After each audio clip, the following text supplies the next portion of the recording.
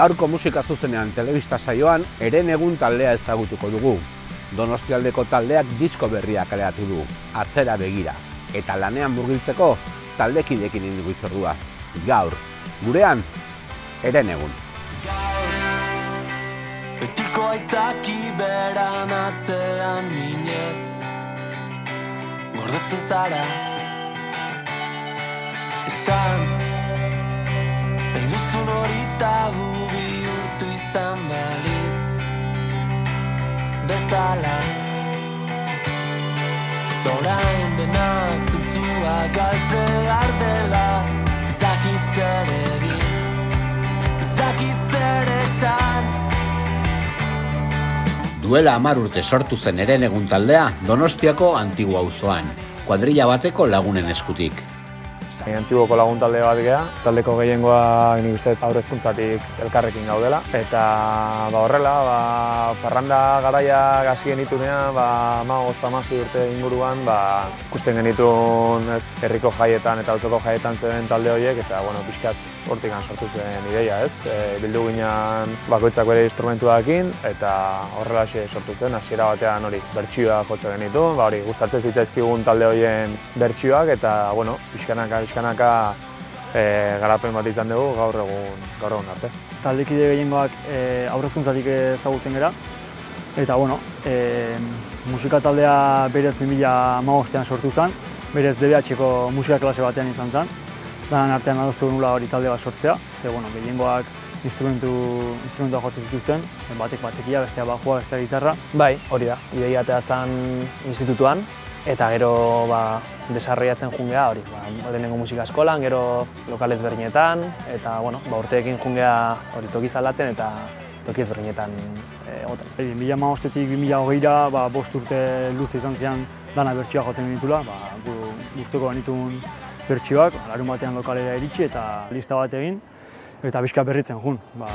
Udaran abesti batzuk, gero neguan beste batzuk, baina gustura heltzen ginen. 3 diskoa atera ditugu, lehena 2020 urtean Zer dakarren izenekoa, 2023 urtean atera genuen Bi mundu, eta azkena aurten presentatzen ari gerala, 2025ean Atzera begira. 10 urte luze hauetan ez dakit zenbat kontzertu eman ditugun. Hola azpimarratuko nituzkenak agian Euskal Herritik kanpo eman dugun azkenetarikoa izan da Leonen, Matadeon izeneko herritxo baten, oso ondo pasa genuen, giro oso polita zegoen. Eta bain diska berrian aurkezpenakin, Madrila jungo geha, Sala Trintxerara, diska aurkeztea, eta igual horiek azpimarratuko nituzkeola berezi bezala, eta agian hemen Euskal Herrian emandako berezina, agian izan zen Donostiako Piratetan eman genuna. Igual guretzako kontzertu berezina izan zen, hori. Bantxe bertan Herenegun 8 lagunek osatzen dugu. Diala Jon, gitarra eta ahotsa, Xabi ahotsa, Danel gitarrista, ni bajua, Telmo, Aitor bateria eta gero falta dira ize sekzioak elkarrizketan, diala Joseba saxoa, Oier Apolaza tromboia eta Iker Goñi trompetan. Eta gero gurekin etortzen dira Jon Matute edo Jon Iriarte, teknikari bezala, ja praktikamente taldeko parte bilagatu dian ere bai.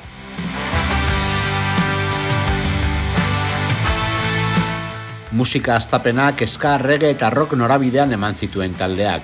Garaian bogan zen musika koordenadetan. Taldea sortu zenean, pixkat islatu nahi izan ginean, guretzat erreferente ziren talde horietan. Erreferente argiena agian eskakeitan izan da, baina hortxe zegoen bai Zesatek, Betagarri, Bendeta, jai giroan mugitzen ziren talde horiek. Duela 15 urte hori, gure referente nagusiak, momentu hartan zeuden Bendeta, adibidez, eto Entol Sarmiento, eskakeitan ere gero beraiek bere trantsizioa egin zuten, baina hasierako eskakeitan hori ahotsa diskoa grabatu zutenean, edo horiek zean hasiera baten gure erreferenteak eta beraiekin hazileat. Musika divertigarria zen, baina baita ere guk divertitu nahi genulako, eta bazalako eskusa bat guk ere ondo pasatzeko, baita ere guk entzuten genuen musika eta orduan Euskal Herrian musika oso modan zegoen eta oso asko entzuten genuen, eta gure kontagiatuta nolabait hortikan hasi ginen. Aizek aukera hori ematen zuten hasieran ez, pixkat aipatzen nuen estilo hori lortzeko aukera. Bai, guztiz. Nik uste baita ematen diotela hori puntu hori edo nortasun puntu hori taldeari. Naiz eta orain inkorporatu ditugun diska berrian sintetizadoreak eta ez genuen galdu nahi pixkat esentzia hori pixkat naturalagoa ematen diola gure musikari eta taldearen zati oso garrantzitsua dira.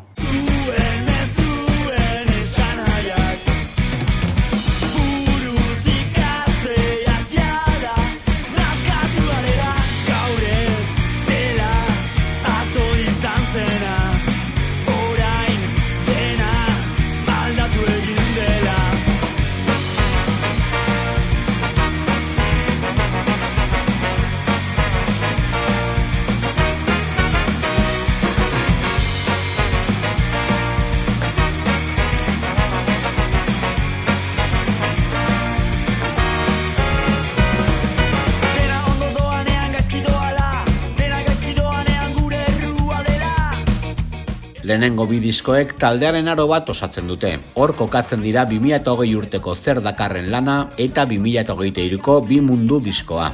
Egia da lehenengo diskoa duela 5 urte kaleratu zela, hori gure ibilbidean hasieran sortu ginen bertsioak jotzen, pixkat berbena moduan, eta nik uste pandemia garaian eduki genuela inflexio puntu bat esateko, agian bada garaia gure musika sortzeko eta hortxe sortu zen lehenengo diskoa eta aipatzen duguna, inorrez da hemen musikaria, hemen gu gaudenak lagunak ealako eta hori estudio batean lehenengo aldiz sartzean esperientzia polita eta pozik gaude izan genuen emaitzarekin.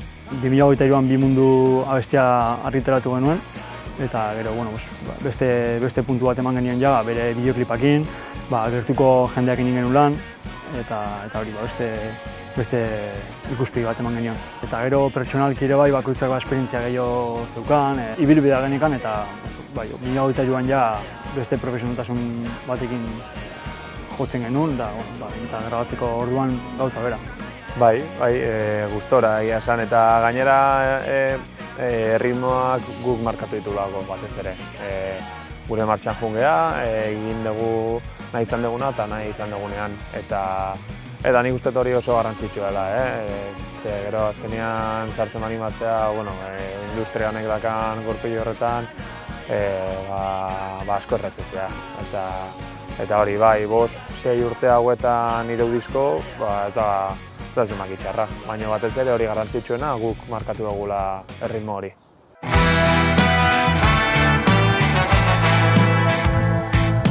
Atzera begira diskoan berriz bestelako erritmoak azaltzen dira.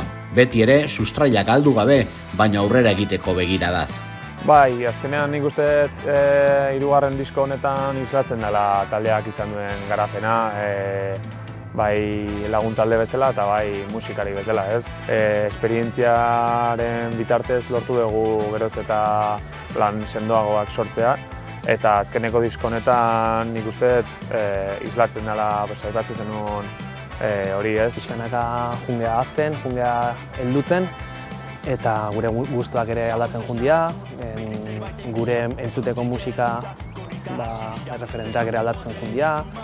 Nik uste saiatu izan gala hori, ze berria egiten, ze egungo estilora edo egungo estenara oinarritutako zehoz egiten, baina dakagunakin, dakagun errekorridakin, dakagun instrumentuekin eta eduki dugun ibilbidearekin pixkat nasketa horitea, gaur egungo estiloetara gerturatzea, baina ahaztu gabe nondik gatozen eta zer dakagun. Bai, nik uste azkeneko disko honetan gitarrek hartu dutela presentzia handiagoa, protagonismo handiagoa, baina neurri baten hori ere bai da Borjaren eraginagatik, azkenean Borja gitarra jolea izan da, ohikoena da hor sartzea indarra, eta ez adibidez haizeetan. Eta nik uste hori islatu dela eta protagonismo handiagoa hartu dutela gitarrak, baina bakoitzak bere tokia nik uste badakala taldean. Taldean abeslari ezberdina daude, berez Jonxa eta Bio bera ahots printzipalak, eta gero, atzetikan koroak baditugu, bajista eta beste gitarrak egiten dituztela, baina bai, koroiei presentziare bai desente eman diogu azkeneko diskan gehien bat. Bai, hori da, hirugarren disko honetan mantendu ditugu baita ere hasieran jotzen genituen eskarrege abesti hauek, ditugu bizpahiru, baina egia da hori, beste gainontzeko abestietan ikusten dela gitarren soinu berriak, sinteak eta horrelakoak erabiltzen dugula ere bai, pada erabiltzen dugu gauza guzti hauek zuzenean jo ahal izateko baita ere. Leheno monitorak erabiltzen genituen, orain profesionalizatu egin gara nola baita esateko inierrak hasi gara erabiltzen, ordu monitorak kendu egin ditugu, eta nik uste hori, garapen ona eta eman dugula azken urteetan. Atzera begira diskoaren diseinu lana Mikel Fernandez eta Maitane Kanporen eskutik joan da. Ohiko plataformetan entzun daiteke, eta CD formatoan Mauka eta Balaunka zigiluen babesean. Diseinuantzako eduki dugu diseinatzaile lanetan Mikel Fernandez. Bera izan da pixkat diskan diseinua zarduratu dana, baina baita ere eduki dugu argazkilaritzan eta Maitane Kanpo lagundu gaitu argazkitan, eta diskan ikuste zuen portada eta gero baita merchandising-a egiterako garaian berak eman digu material guzti hori, eta gero grafismoak egiteaz eta Mikel Fernandez arduratua eta oso pozik gaude geratu zaigun emaitzakin. Atzera begira disko hau Mauka eta Balaunka zigilupean argitaratu dugu, gaien laguntza izan dugu, eta Eusko Jaurlaritzarena ere bai, uste aipatu beharra dagoela. Eta bai, egia esan nik uste prozesu honetan eman den aldaketa horietan hauek ere izan dutela bere eragina. Begiak itxi eta burua itzali zenuen, mistik zegoen beharra sinkronizatu eta eguneratu genuen, baina azkenean berdina da. Dena aldatzen dela, biopa genekien, izaltzen hori izan adostu zena, zeinena zen aukera. Disko guztietan kolaborazioak izan dituzte. Txaka, Amaia, Mugan edo Isa Sakara izan dira horietako batzuk. Disko berrian berriz, Peio Armendariz eta Idoia Surmendik hartu dute parte. Lehenengo Zerdakarren diskoan kolaboratu genuen Txaka gure lagunarekin, Ametxen Marinela abestian. Ondoren bigarren diskoan kolaboratu genuen Txakarekin baitare, Amaiarekin eta Muganekin. Eta hirugarrengo honetan Marte Lasarterekin eta Idoia Surmendirekin. Eskagiritan taldeko abeslaria izan da, gure txikitako eta gure gazteko talde gogokoena zen, eta beti erreferente bezala izan dugu, eta igual pixkat pelota geldatzen da, baina guretzako ametsu bat zen berarekin kolaborazio bat egitea, eta Idoiarekin zer esanik ez. Azkeneko diskonek beste soinu batzu ditu, eta balada moduko bat egiteko gogoakin gauden, eta Idoia gertuko lagunaen ez ere, lehenengo izena berea izan zen, eta baiezko auki genunean sekulako irrifarra da nona. Musikalki bezala, kantuen hitzak garatuz joan dira urteen poderioz. Hasierako hitzak jai girokoak ziren nerabeen begiradatik. Oraingoan lanketa gehiago izan dute. Nostalgiaren bidetik, diskoari norabide bat emanez. Azkenean 15-16 urte ditugunean gure kezkak beste batzuk dira, ez? De hecho, nik uste da inortan kezkak gala nahiko harinak. Eta, bai, nik uste islatzen dela musikalki izan dugun garapen horretan bai, letretan islatzen da, islatu nahi izan da guk pertsona bezala izan dugun garapenean, eta gure kezka horietan, ez? Bizipen pertsonaletan oinarrituta. Bai islatzen diala kezka asko pertsonalagoak, ez? Edo behintzat ikuspuntu pertsonalago batetik, ez? Izan daitezke gure bizipenak, gure gertukoenak, gure inguratzen gaituen munduarenak, baina bai, eman nahi izan diogu puntu nostalgiko bat, eta bueno, nik uste melaudietan agian ez dela inbeste islatzen puntu nostalgiko hori, baina letretan baietz. Hori da, azkenean pixkat islatu nahi genuen hori, 10 urte hauetan izan dugun ibilbide hau, baina baita ere badago momentu bat pixkat atzera biratzeko eta ikusteko egin dezun guztia eta esaten zenunan arira pixkat nola aldatuan mundua baita 10 urtetik edo hasi ginenetik honea eta pixkat ere ikusten erreflexatua abestietan, nola garatu egin dian, hasi ginenetik eta diska nire arte. Agian diska honetan bai nabaritzen diala letra pixkat sakonagoak diela edo pixkat pentsatuagoak agian edo hasieran igual hasierako beste bidizkotan pixkat espontaneoagoak zian, hori jai giroan pixkat oinarrituta edo eta orain begia da esango nukela pixkat kezka horiek handitzen goazen enean pixkat nabariagoak diala kezka horiek eta islatu ikusten diala pixkat letra sakonagoak daudela. Lehen aldiz, produktore baten laguntza izan dute kantuak borobiltzeko. Borja Anton arduratu da zeregin horretaz. Entsegu lokalean landutakoa, estudioan handituz. Borjaren papera izan da oso garrantzitsua diskonetan. Nik uste dut abestia sortzen den momentutik eta Borjan eskuetatik pasatzen den unera arte aldaketa handia ematen dela. Eta esaten duen bezala eskakitan guretzat referente izan denean, guretzat Borjarekin lan egitea izan da kriston oparia. Eta bai, horrela funtzionatzen du. Normalean abestiak sortzen dira, Borjari pasatzen zaio eta gero Borjak daka munduko askatasun osoa egiteko berak nahi duna. Beti ere azkeneko hitza gurea da. Konfiantza puntu bat lortu dugu berarekin, jakiteko zer dan nahi duguna eta zerrez, eta batez ere azaltzeko bakoitzaren interesak zeintzuk diren eta privilegio bat izateaz gain izan da gozada bat berarekin lan egitea, bai bera produktore moduan eta bai pertsona moduan. Bai, guztiz.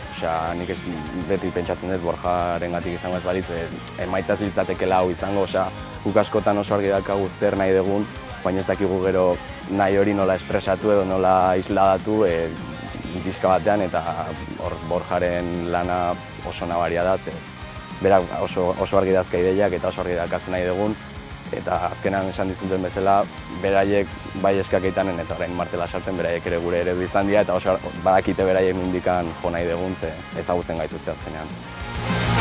Zaila izan da pentsatzea gure etorkizun beltze. Izan ere, Aritzarregi aritu da soinu mailaren beste aldean. Usurbil herriko bere estudioan lan berriko 10 kantua grabatuz. Neurri hortan ere bai Aritzekin hasieratik oso erresa izan da lan egitea. Eta batez ere bai Borjak eta bai Aritzek guri eragin diguten gauza garrantzitsuena izan dela sentiarazi gaituztela etxean egongo baina bezala, ez? Gu estudiora sartzen gehan momentutik etxean sentitzen gehala eta oso referente izan dira disko honetan eta asko lagundu digute. Horregatik esaten dut disko honen zati handi bat berai esker dela. Oso esperientzia honak esan. Pixkat estudioko esperientzia nik uste positiboenetakoa. Izan ditugu baita ere Muirre estudioan eta Pello Eskalarirekin. Oso esperientzia honak, baina nik esango nuke azkena pixkat beraiekin sortu dugun harremanagatik eta giroagatik oso esperientzia polita eta positiboa izan dela. Diskoa zati ezberdinetan grabatu genuen eta denbora dedikatu genion ondo prestatuta eramateari, ensaiatzeari eta gero azkenan ahalik eta denbora gutxi egoteko eta buelta gutxi emateko, ez? Oso profesionala ditz, gertukoa eta oso ondo tratatu egin duen.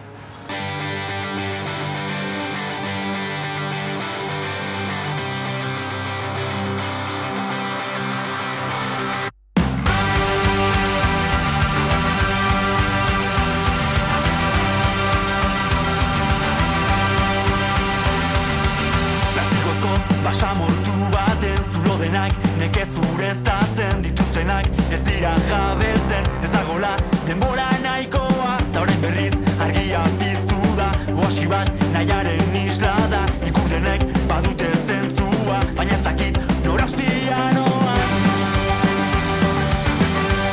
Diskoa disko zuzeneko talde bezala ikusten dute taldekideek bere jarduna. Bertan egiten dute eztanda kantuek, eta kuadrillakoak izatea asko laguntzen du agertoki gainean. Bai, gainera jende asko esan dugu, diskoan soinua daukala oso bai dagoela, baina gero zuzenekoa beste gauza dela.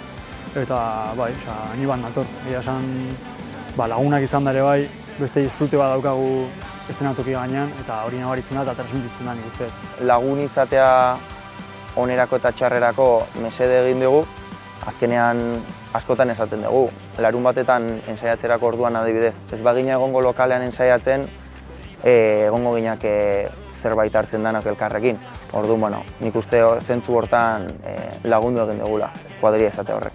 Bai, guztiz. Nik uste ez dakala zer ikusirik diskan entzute dezuna, ondo dago, baina nik uste guk irabazten duguna benetan dela zuzenekotan, Sagonoke pixkat zuzeneko oso dinamikoak ditugula, jende asko geha estenatokian, eta orduan ez dakit, polita da ikustea jendea nola mugitzen den, balde batetik bestea, haizeak ere naizta atzean egon showa montatzen dute, eta nik uste zuzenekoan asko irabazten dugula.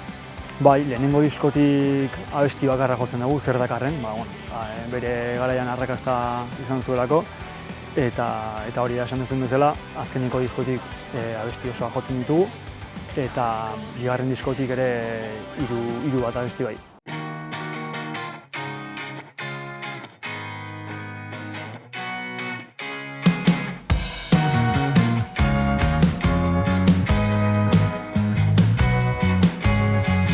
Beste egun baten atarian, aurkitzen zara dilemaren erdian, dena galdu duenaren begiradaz. Jazten dituzu esaldiak, oraina dela momentuko unea, ezin garela geratu atzean, hipnosi hontan ez gara maitaleak, esna gaituzten bitartean. Donostialdean eman zituzten lehen pausoak gaztetxe, kolektibo eta herri mugimenduekin elkarlanean. Taldearen bidean ezinbesteko espazioak izan dira, aurrera egin ahal izateko. Beti sentitu izan geha oso babestuak, bai jai batzordeekin edo gaztetxekin ere, eta holako kolektiboekin beti oso babestuak sentitu geha. Gu hasi ginean, antiguo gure auzoko frontoian hasi ginean kontzertuak ematen, gero baita ere Letaman gaztetxean eman genuen gure gaztetxeko lehenengo kontzertu pixkadia profesionalagoa. Baita ere hasiera baten musika naiz, musika eskolan hasi ginen ensaiatzen, eta beraiei esker lokala eta utzi ziguten ensaiatzeko, eta oso eskertuak sentitu geha eta oso babestuak. Hor hasi ginen jotzen, gaztetxetan, txoznetan, festetan, eta beraiei esker gauden tokian, eta beti proposatzen segun edo zer, beti baloratzen dugu eta beti gongo gara prest. Diskoa kalean dagoeneko hasi ditu bandak zuzeneko emanaldiak Euskal Herriko aretoetan. Laster, Madrilen eta herri urratsen ariko dira, eta dagoeneko lotuak dituzte zenbait emanaldi udarako jaiguneetan. Jo ditugu ja pare bat kontzertu aretoetan, bai Bilbon, Donostian eta Iruñan. Eta gero ja, bai, hortik aurrera udarako kontzertuak. Nik uste tortan gehala gu abilak edo hori dela behintzat gure terrenoa. Beraz, bai, gogotxu ja udara iristeko eta kontzertuekin hasteko. Bai, bira, orain baditu hirula kontzertu bereziak izango direnak, eta gero maiatzan Madrila goaz, Vallecasera, La Trinchera salara, eta egia lehen urtean Leonera atea ginala lehenengo aldiz, baina Madrid-Barcelona bezalako hiriak ikutzea, nik uste kriston esperientzia izan behar dela, eta gogotxu gaude, eta herri urratsen jotzen dugu ere bai, bi kontzertu horiek gogokin.